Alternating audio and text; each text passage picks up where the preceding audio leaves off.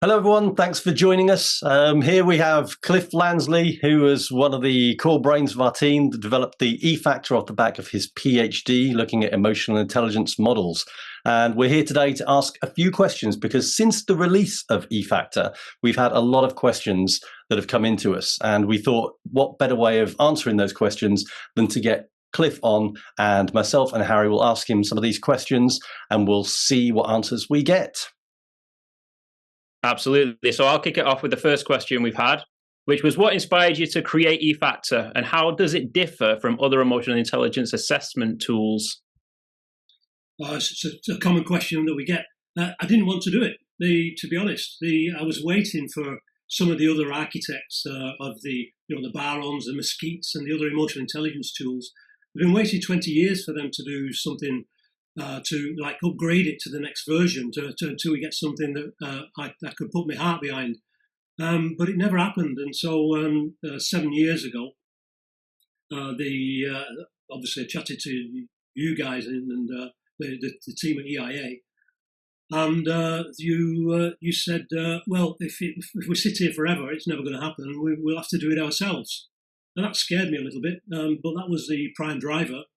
I guess the second reason for getting something substantial and why the investment felt worth it is we set a goal 14 years ago when we set up the Emotional Intelligence Academy that we want to get emotional intelligence into schools.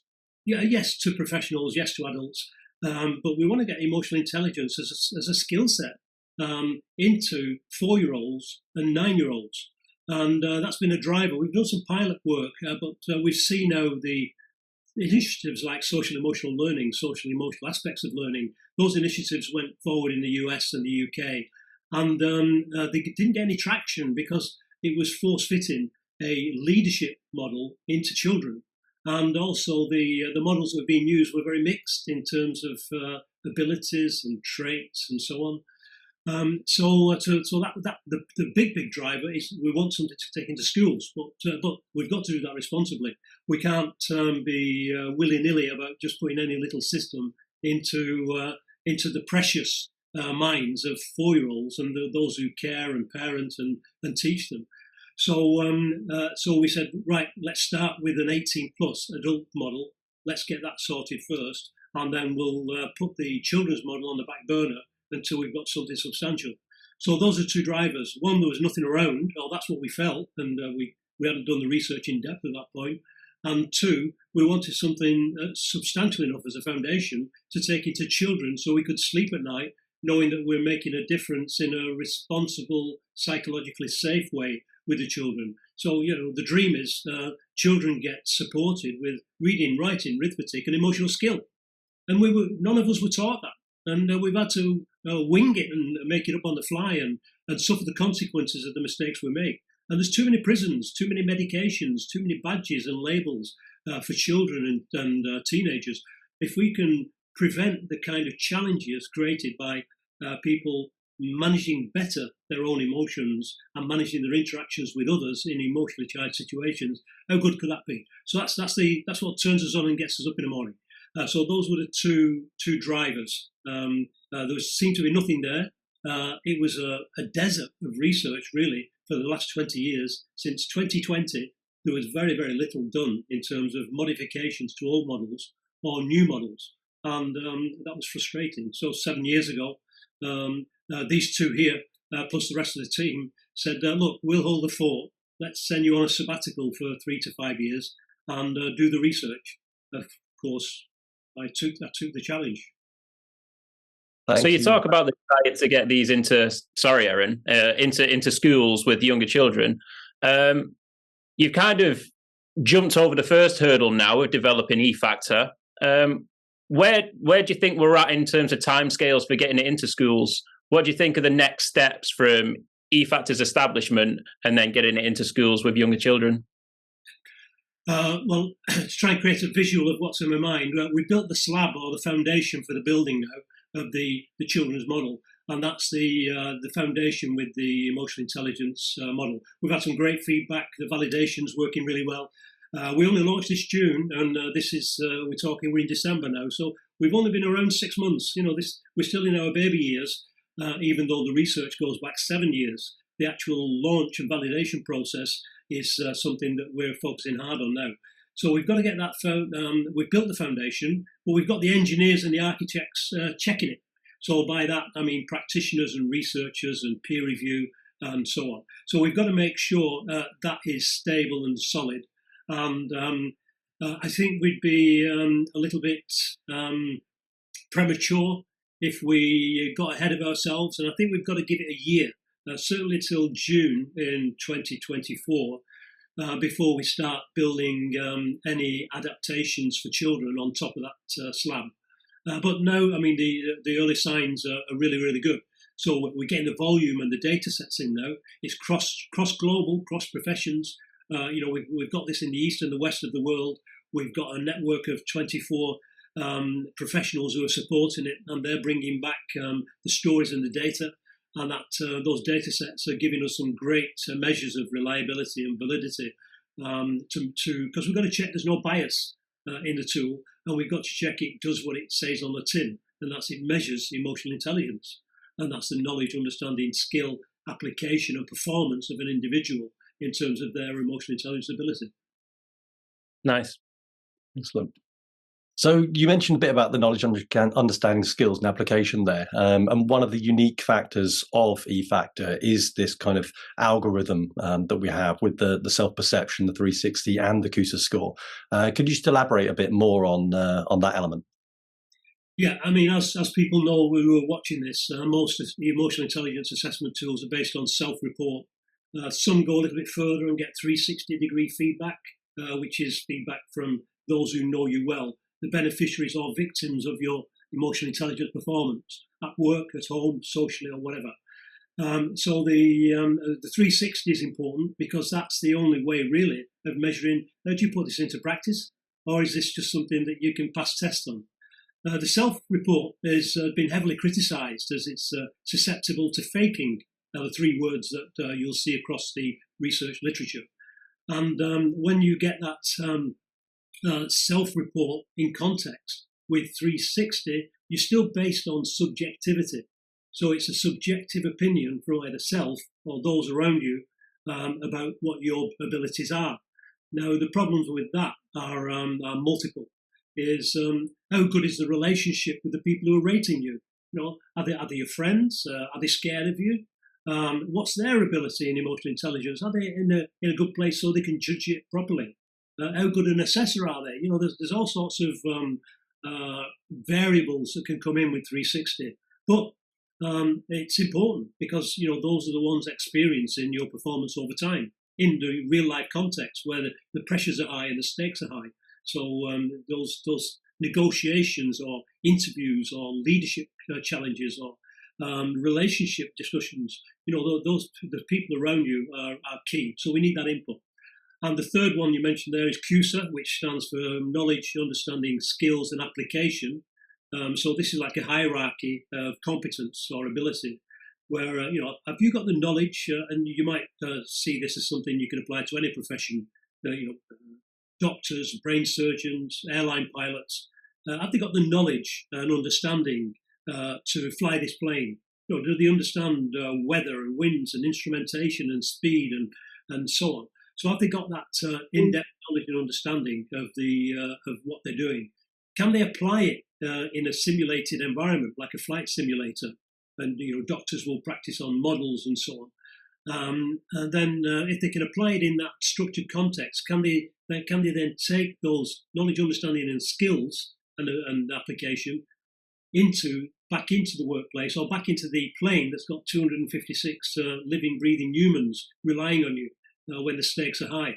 So we can't just test people in low stake environments where the worst that can happen is the cabin you're flying, the simulator just rocks and it's a bit uncomfortable.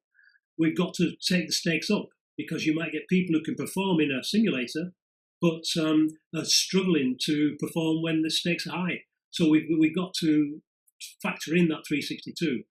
So the knowledge, understanding, skills, and application we can do in a training, learning environment, and we can assess that too. And so and there's right and wrong answers about what's the most appropriate thing to do in this situation.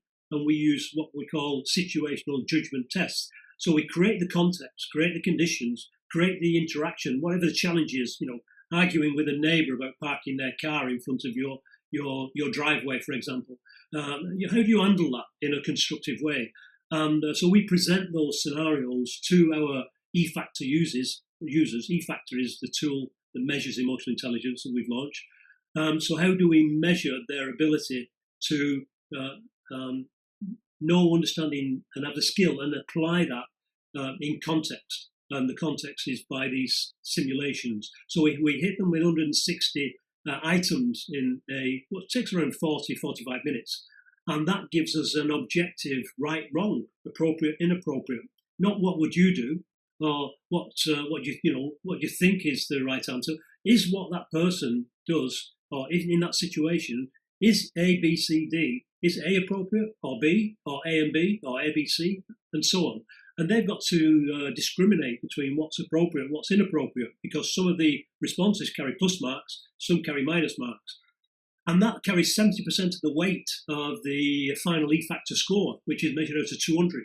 So just like IQ, we wanted to create an EQ for emotional intelligence because it doesn't exist. And nothing else has got this triangulation.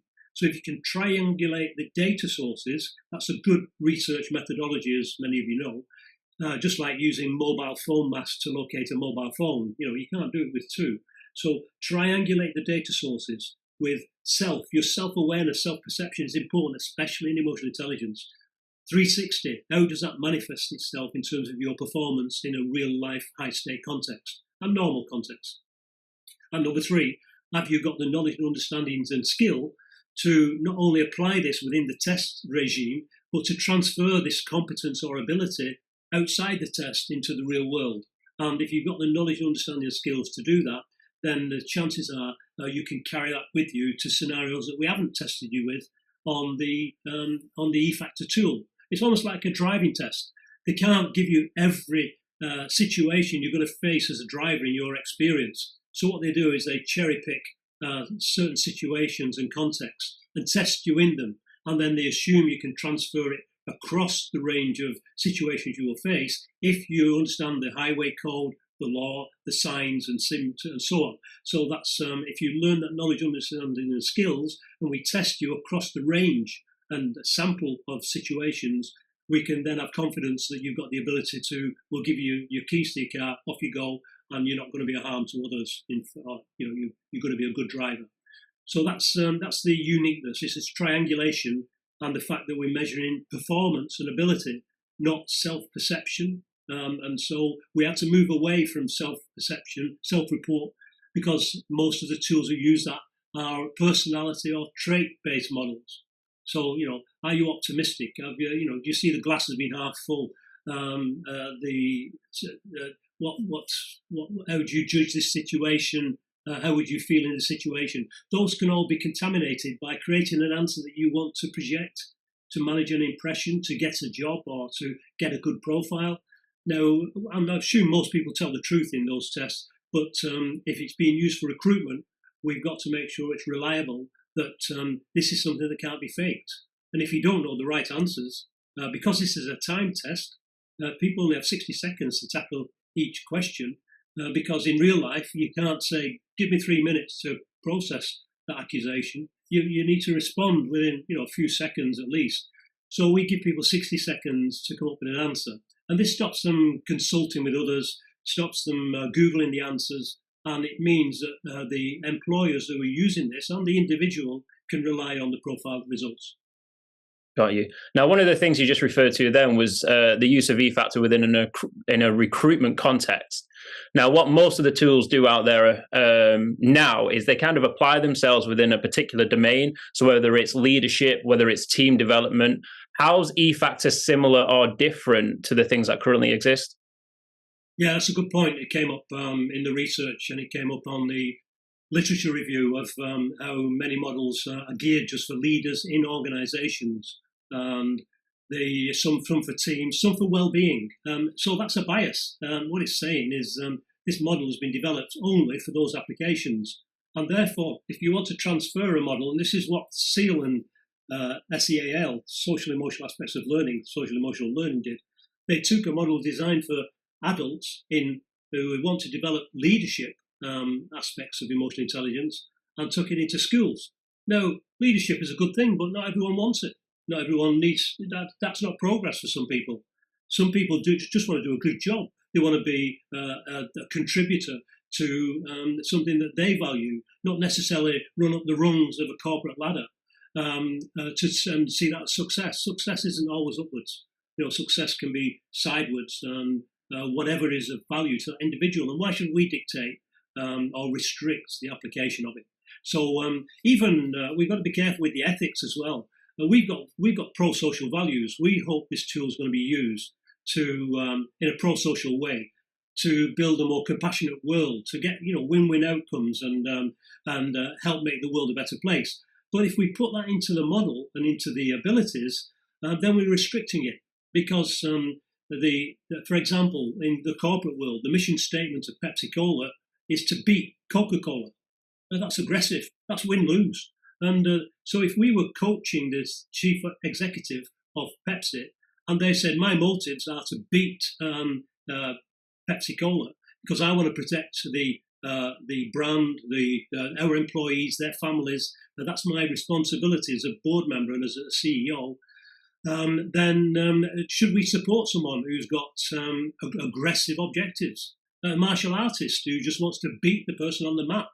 They might have a drink with them in the bar afterwards, but some things, we're in a competitive world, and if someone wants to use these for competitive reasons, then we've got to be careful that we don't transplant our values into it. And that brings a cautionary area, which we're very concerned about, is are people going to abuse this? Just like good leaders can manipulate people, criminals can do this. We've seen some serial killers like Ted Bundy, for example.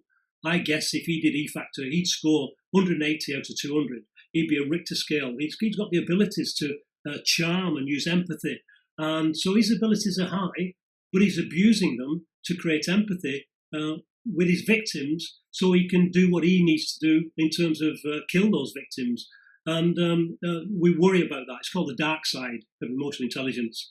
So we've got to work hard to encourage pro-social applications, but we can't build that into the model. Otherwise, it contaminates the model. We've got to try and make a pure one and just hope for that. Yeah. And I guess one of the things that frustrates me about combining emotional intelligence with leadership is there's many skills that are completely separate from one another. So whilst it does require you to be very emotionally intelligent to be a great leader, there's aspects of being a leader, a manager that don't really fit within the realm of emotional intelligence, just the administration side of things. So is there a concern that actually bringing in those kind of external context, external influences actually muddies the measurement of a person's actual emotional intelligence? Exactly. And so if you look at some of the mixed models, they call them mixed models. I call them a dog's dinner because you've got bits of all sorts of qualities in there, attitudes, personality traits, abilities, skills, and you can't measure that with one tool. That's problem number one. But two, it spreads it and weakens it into, if you're going to measure personality. There's some great, 5-factor models out there and many others. There's some great tools that do that and use them for the purpose intended. But if you're measuring emotional intelligence and the abilities in emotional intelligence, then you need to contain it. And that's what we've done. So a lot of our work was, during the research phases, was carving off the outliers of things that contaminated it with values and specific applications. And a lot of, like you say, leadership skills, what's one that's used in things like political awareness. Being politically aware is quite, useful, not just in politics, but in large corporates. You've got to know the way things are done around here, and so you can weave your way through it. Now, that's important, but it's a leadership quality. It's nothing to do with emotional intelligence, even though you can draw on your emotional intelligence to do that well. So it's you've got to carve out what leadership is, and there's a lot of leadership cognitive stuff too. So again, cognitive and emotional. So problem solving is a cognitive process. It's not an emotional intelligence skill set. So there's a lot of the models, the mixed models, are contaminated with problem solving, for example. which is a logical process, not an emotive process. Yeah. Excellent. So there's a lot of moving parts to EFactor, and going through the development of the tool. What kind of difficulties or challenges did you encounter as you were going through the actual development process? Because I can imagine with lots of different areas, there was some challenges. What were the main ones that you came across? Yeah, I guess the main one was if we're going to have some right and wrong answers, just like you have in IQ, IQ has got right and wrong answers in numerical reasoning, verbal reasoning, spatial abilities, and so on. There are right and wrong answers. If you don't find the right answers, you don't get a high IQ. So if we're going to put this alongside in IQ, it's got to have right and wrong answers. And the challenge there is psychology and emotions is rich with theories. Some of them are conflicting. Some of them overlap more than they actually appear to do on face value. Some conflicting theories actually saying the same thing. But there's a lot of views and opinions around what's appropriate and inappropriate. And this is why you've got to put in the situational judgment test. You've got to give people the context. Otherwise, you'll say, "Is that right?" And I just respond like I do to some EQ tools. Well, it depends. It depends whether he likes her. It depends whether he wants to leave the organisation. It depends whether he wants to scupper and put a spanner in the works in the organisation because they're not paying him enough.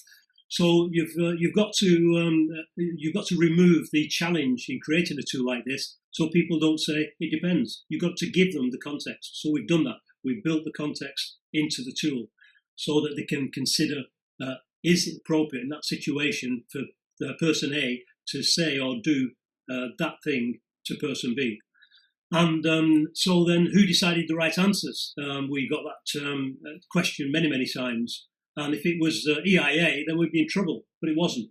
It was 47 subject matter experts. And these are research practitioners, not just academics. And that's a criticism that Mesquite got, that they just picked 21 academics at the end of a conference. We didn't want to fall foul of that criticism.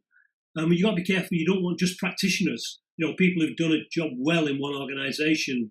N equals 1, the research subject, there's only one person there. Research based on one person is not reliable either. But somewhere in the middle, we had to find what would be the appropriate answer that most people who were subject matter experts, and we defined that in the thesis, which you can access and see how we do that. But we drew on people, for example, the core was members of the consortium for research in emotional intelligence in organisations. So they do research, but they apply it in organisations, not just businesses, but voluntary organisations, educational institutions, health sector, and so on.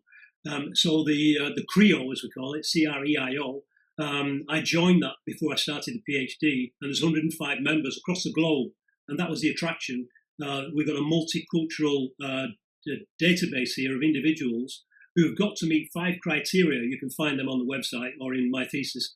Of they must be experienced and they must be published, and so there's a strong entry criteria to get into that membership. And that wouldn't be questioned by practitioners or academics. They would accept them as subject matter experts because they've met that criteria. So the subject matter experts had to agree on the right answers. And if they didn't, we had to change the scenario or the question or the wording or whatever was causing the problem. And by agree, we went for 95% reliability. And how you do that is make sure, this is a bit statistical, but you make sure 80% of the subject matter experts agree that answer 16A is appropriate and answer 16B is inappropriate. So if we don't get that 80% agreement, we go back to the drawing board. Now, that was part of the challenge of when you've got people who come from the trait side of emotional intelligence, people from the ability, some of them with models that we're technically competing with them on. We're launching a new model and against Mesquite and Baron and TQ and so on. So if we're going to the people who are members of CREO, who are the architects of those tools, and saying, what do you think of this one? New kid on the block. Then we've got a conflict of interest and subtle pressure to deal with of the individuals. Some are under non-disclosure agreements, and but the they're professionals, and we got good feedback from them, and we made sure that they agreed before it became the right answer. Nice. And just talking about, just going back to the professional context then, because I feel like this will be a big market for a tool like EFactor is when you start getting into the corporate worlds. How would you, if you were selling the idea of introducing EFactor into the corporation, how would you go about doing that? Why would EFactor and emotional intelligence in general be valuable to, let's say, a large organization with thousands of staff? Because it saves you a fortune, and it helps you to pinpoint your learning and development funds to where it's needed. So once they've accepted, if they're looking at this, they've accepted and seen the evidence, which has come on leaps and bounds since Daniel Goleman first did some generalized claims on this. There's no specific claims. There's 19 actually on the Creole website, creio.org. If you go onto the website, there's 19 case studies of how emotional intelligence does matter more than IQ, technical skills, and so on. Once you've realised and seen that it does make such a difference, the challenge for the directors or the CEO or the HR, human resources, learning and development people in those big corporates is where do you start? And it's like it's just the same as like health. You know, if you're thinking of going to the gym and going on a diet, the best thing to do first is have an assessment. Find out where you're strong, find out where you're weak, find out what the challenges are in terms of, have a blood check, get your heart monitored, and then work out what's the most appropriate personal development plan for you to get you to whatever your goal is. And that might be a goal jointly agreed with the organisation if they're managing talent. So if we've got a graduate programme or we've got middle managers and we want to recruit from within, how can we identify and support those individuals to cope with the challenges that are needed at the higher or the more complex areas where we've got high-stake interactions with individuals? Because the skill sets that get you the job in the first place are the ones that get you into super performance at the top of the organisation. Now, I've just been reading a book, funny enough, what got you here won't get you there. And that gap between the ladders, I think, helps me a lot, because I was speaking to some university students who've just got their degree. What got you here? It might get you the job with your degree, but then you've got to keep your job. And that means you're dealing with people, bosses, peers, reportees, customers, stakeholders, and so on, complaints. So the skill set down here, you'll get that with technical skills and the scholastic qualifications. But once you move into the more complex world of emotional interactions with staff or bosses or customers, then that's where you need to draw on or develop your emotional intelligence abilities. So to the corporates, I felt so sorry for the HR community and the learning and development community. Where do you start? And there's 8 tools on the market, and they just go perhaps for the safest one that's got a lot of validation, even though it might not work, because they've got their jobs to protect as well. They're spending corporate money, they're putting their neck on the line. We've got to protect those people by giving them something that does the job, so they can be the heroes. And if we can give them a tool which does, like the blood check, the health check, and let's take an individual. Some people have got many of these skills, just life skills, common sense, and just through the mistakes they've made. So some people have got 50% of these skills already, say, but if you look at person 2, they've got 50% too, but they've got different skills that the other person hasn't. So what do you do? Sheep dip everyone in a 3-year intensive emotional intelligence course, or do you spend 45 minutes with some 360 feedback to give them a profile that pinpoints exactly where they're strong? You don't need to work on that. Don't waste your money on that. You've shown you're strong on that. However, there's 2 or 3 abilities here in the 12 abilities in the model that recognises you're going to have some challenges in situations that you're likely to face in this job or your next one. And so let's invest our money smartly as a HR L&D person and fixing only that that's broken.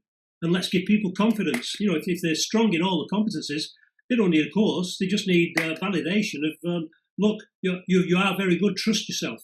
trust yourself. You've got the knowledge, understanding, skills, and ability. You've demonstrated it. You're putting it into practice it in the workplace. You've got your feedback, and you're aware of your abilities too, because you've got 160 out of the 200, which is a very, very good score for an EQ measure.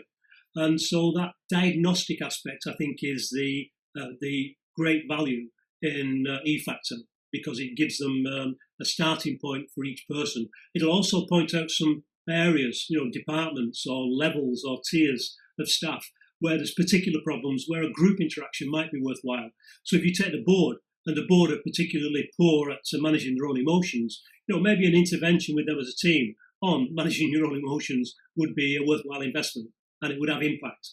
So that's, I think, where I would suggest that the key value is the diagnostic. It helps an organisation identify where they don't need to spend money on training.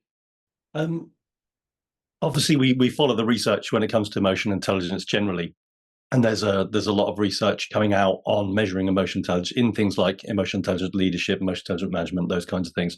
And so obviously the assessment of emotional intelligence going forward in the future is going to be something that is required as more and more of that research builds up. So where do you see EFactor playing its part in the future of emotional intelligence assessment? Well, in context, as you say, so if this is being used for relationship building, if this is being used for leadership, if this is being used for recruitment or negotiations, then for people to see the value and relevance, so for a negotiator to see the value and relevance, yes, I need to take stock of my emotional intelligence skills, but any development needs to be infused with the applications and the context of how I use it. So it's called tailoring or adapting. We're doing this now with some of our team colleagues, whereas if they specialise in the financial services, for example, or the entrepreneurs, or with teachers in challenging educational situations, or those who are dealing with neurodiverse students, then we'll work together with them to make sure we protect the core measure. It's a universal measure, so it's a generic one, but make sure that the way it's deployed or the way any development programs are created respect the context of the individual. So it'll be a blend of the core model, which is reliable, and their expertise in the sector. So we're doing a lot of that now in terms of blending the sector with it. But you've got to keep the core solid because then that helps you to look at comparisons. It's good for research. It's good for comparing corporates and companies with others. But it also helps to measure that skill set in an uncontaminated way. Nice. So we touched on organisations and the value of running a diagnostic tool for their staff as a way of saving money, saving time. Just to kind of wrap this up as a final thought, is there any advice you'd give to individuals or organisations on emotional intelligence and how they should or why they should pursue actually developing their EQ? Again, I direct them to these 19 case studies if they're in organisations, but you can find this freely on our website and on the internet, the benefits to well-being, the benefits to interpersonal relationships. So as once you've recognised that this is an area or a challenge or something that you choose to focus on, you then need to get aware of what aspects of that are you already good at. So again, it's pulling them back to a reliable diagnostic. And then we'd encourage people to, like if you go for a blood check or you go for a health check in a gym or you take your car for a test at a garage, an annual check to see whether it's safe to go on the road and so on. Once you take it into that environment, you get a result. You get a certificate saying you're fit for purpose. Or you get a certificate that says, well, you're fit on this one, but you're not on this one. The individual, you've got to keep that confidential to them. So make it psychologically safe. And we've had this with bosses. Can you assess everyone and give us a secret copy of the profiles? No, the profiles for the individual. Unless when they're doing the test, like in recruitment, they know and understand and consent to you having a copy. Otherwise, if you want a copy, you're going to have to talk to them. And we promise and assure the individual, this is your profile, it's confidential, only you are going to see it. we'll do some averages for a company for data purposes, but this is your profile. And then what we encourage them to do is convert that to a personal development plan. Now, that could be shared with your line manager, for example, so you can get support for your development plan. But your profile is private. You keep that to yourself. And by getting the individual to trust that, because we say, if we leak it, sue us, because we're promising you confidentiality. So it gives them the courage to be honest with the self-assessment part of it in particular. Even though it only carries 10% of the weight in, we want people to be open and honest. And pick a range of people, not just your best friends. Pick a range of people who you interact with regularly, who will tell you the truth. And we'll make it confidential for them too, because we'll aggregate the scores. You won't know who's rated you high or low. You just get the average of those 3, 4, or 5 people. So by getting the individual to trust the confidentiality and trust the validity and reliability of the tool, they've then got some good data. And then, of course, they can screw it up and put it in the bin, just like any feedback we get. You get feedback from a person. You can take it on board, you can reflect on it, or you can ignore it. It depends on how you value that feedback and the intent it was given to you. So once you've got that, we then say, right, what are you choosing to do with it? And of course, we'll encourage them to look at the areas that matter to them and their career, not what we think their career should be, and then make decisions about their priorities and then put that into a personal development plan. And we've got 24 people around the world speaking about 8 different languages who are teed up to support that. We call them MCEFs, Master Certified EFactor Facilitators.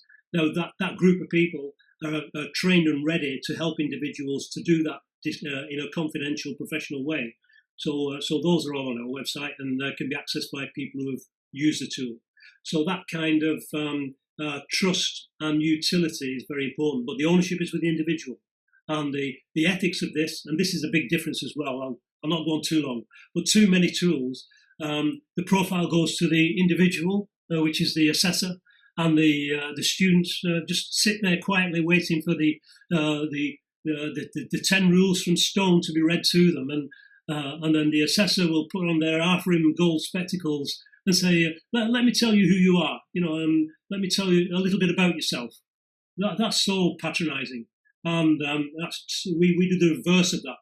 We give the profile to the individual. We don't even give it to the facilitator. The facilitator draws it from the individual, and the individual can share it if they want.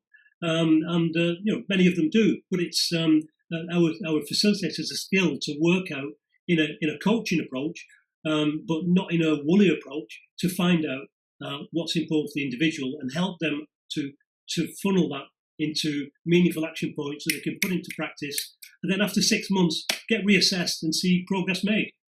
So what's your speed how long does it take to run a marathon now? After 6 months of training, what's your target to reduce it from X minutes to Y minutes? How far are you on that track?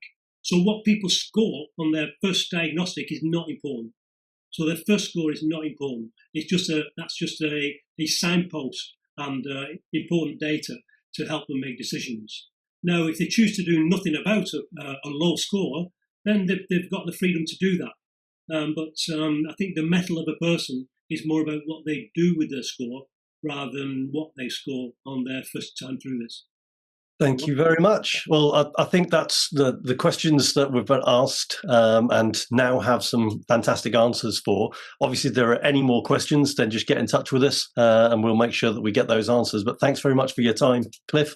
Hopefully that's those answered for now, and we'll see what else we get after this video. Enjoy it. Thank you very much.